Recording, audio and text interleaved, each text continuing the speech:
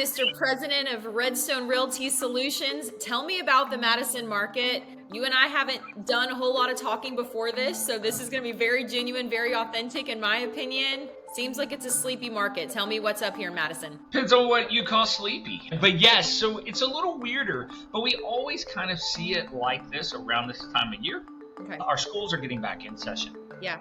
Excuse me. That's kind of something that drives almost every single thing we do here. So let me kind of dive into the numbers and kind of tell you what I mean by that a little bit more, and then we can kind of chat through it from there, kind of see what you think when what you hear it is that we have 20 less listings on the market than we did last month with 765. We have 36 less new listings at 162. We have 6 less active listings at 529. We have 236 pending, but that is also 13 less. However, we still only have 2.5 months of inventory. It is still, our days on market actually went down instead of 65. Sorry, we were at 60, I think 3. We are at 59 today. The median square foot stayed the same, but our prices did drop just a little bit. We went to 421,000. However, none of this should alarm us. I said a lot of like less than, a little bit lower. Yeah, it's August. It's July. Those are where a lot of those numbers come from. If you're like most people in Madison, July, since school started on the, I believe, 4th this year, July was like prep for school mode. Yeah. And so I'm not overly shocked to see that we have a few less, but again, we also saw very minimal less numbers. The biggest number I like to watch right now is that overall price and then the days on market. So right now we're still seeing days on market go down, but for the first time in a minute, we actually dropped an average list price. What does that mean? Well, that can mean a bajillion things. So right now, $421,000 is our median list price. When a house goes on the market, that's where we're coming in. We also have 59 days on market. Okay. Why is that important? Because it shows me how long a house is on the market. Mm-hmm. And how quickly it's going to move on and off, how much we're moving that inventory. Okay. And I also watch how many months of inventory. We have 2.5. That's probably my biggest key factor. Because as that number goes up, as that 2.5 goes up, we get closer to a balanced market. We've said it now for a long time. This is not a balanced market. By definition, we are still on a seller side, but I like to now say like we're seller side with some buyer benefits. Okay. Some buyers have some wiggle room here because we are hearing in the national news. This is the first time we've actually seen in some large areas that prices have now started going down for a little bit longer. Now, that's national and big. We're relatively insulated in Madison. Not saying we are not completely insulated, but we are relatively insulated. So when you see this price go down, I expect it to rebound next month. That would be my guess. I expect the days on market to go up or down slightly, and I expect us to probably stay around 2.5 months of inventory. Unless one thing happens. And if you were paying attention to the news at all last week, the Federal Reserve President, Jerome Powell, came out and basically implied that we'll have a rate cut in September. So what does that mean? Do you wait till September and go ahead and buy? No, because rates are already coming down. Yes, because here's what happens when the Federal Reserve, remember the Federal Reserve is not who loans you money. Federal Reserve loans a bank money. Says you have this much money, you can go do stuff with it now. And they go, cool, we'll provide mortgages. We'll provide car loans. We'll provide whatever it might be. Okay. And that's where you get your interest rate. And so when banks and credit unions all heard the Fed basically imply that he expects a rate cut next month, they all went, let's get ahead and we'll go ahead and preemptively start cutting our rates so that we can go ahead and get business now. Because they're not going to close till then anyway. So that money that I get will be loaned out already lower. Okay. And so they're not dropping them as far as they will. They're kind of watching to see, is this actually going to happen? But they're trying to get ahead of it to go ahead and get your business. Okay. And so we need to be watching that over the next 3 months. Let's see what that rate does. Okay. And then after that, let's start seeing how our market trends then, because I think that's what's going to really tell us a lot about what's really going on. Interesting. Question for you. You're the president of Redstone Realty Solutions. You see a lot of houses move and you have buyers, you have sellers, you have a lot of agents. The people that are putting their homes on the market in such an odd market right now, are they people that they have to put their homes on the market because they're moving? Or are they people who they found their dream home and they have a contingent offer and they're hoping to move? You know, we have those people. We have just about everything. We do have a lot that is really rare at this time of year in Madison to be like, I'm just going to leave in the middle of the school year. It's Right. not as common. However, what Okay. we are seeing though is, we just got our rezoning for schools. And so what we are still seeing is people not afraid to stay within their districts. Okay. And so you do kind of see that. So it's kind of the dream home stuff or the next home.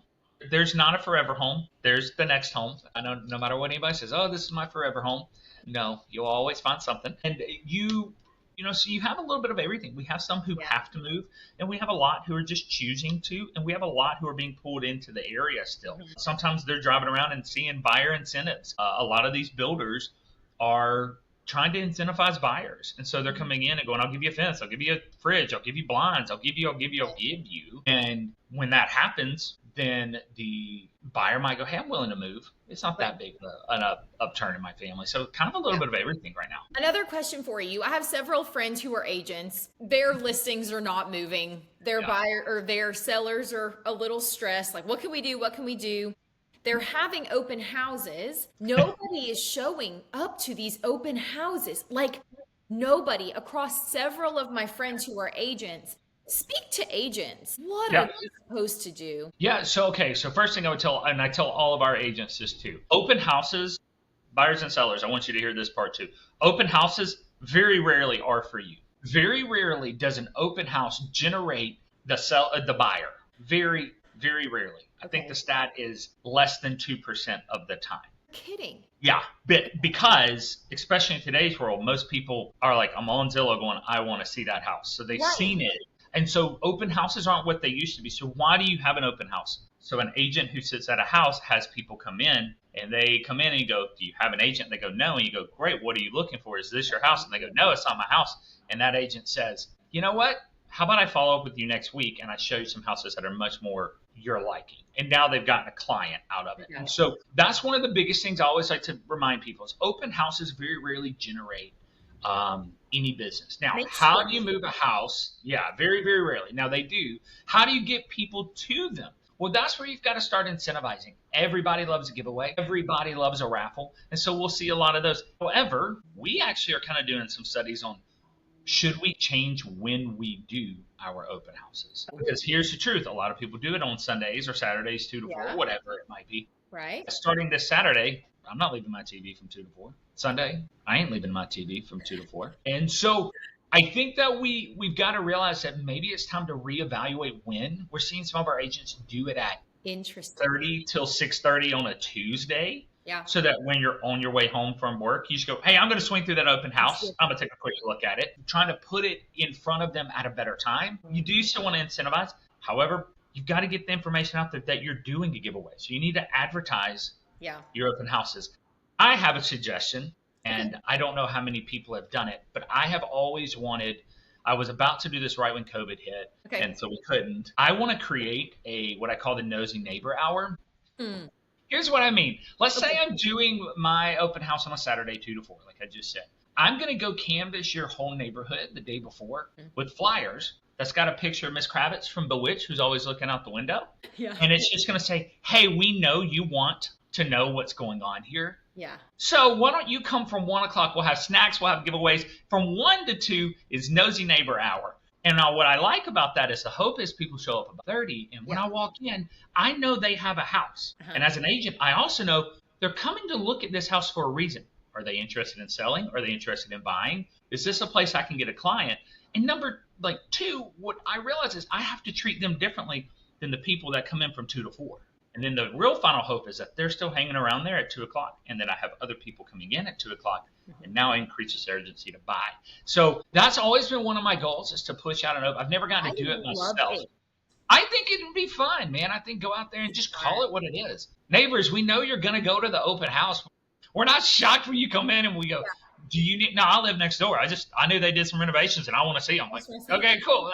Let's just call it what it is. And but how do you get it to move also? You've got to start by making sure you've priced correctly. Agents, stop pricing by what your client is telling you is the best price. Now, I'm not saying don't do what they say, but don't just accept their price. 100%. Go through and prove that their price is right. I've had a lot of people go, I'll take X amount, and we got more. So I'm not saying don't do what they say. You have to legally do what they say. But what I'm saying is don't just go, well, they said they wanted 150 for it. I'll do it for 150. What if the house is worth 200? What if it's worth 125? You have a responsibility in a fiduciary agreement to make sure you're priced correctly. So if you're priced correctly, you're being creative. Unfortunately, the name of the game is wait and hold the line. Fantastic. Man, round of applause. Like, this was great info for buyers, sellers, and agents. Thank you so much, Beau. Hey guys, we have been recording this since January of 2022. It's been 3.5 years. It is beyond fascinating to go back and watch the trends.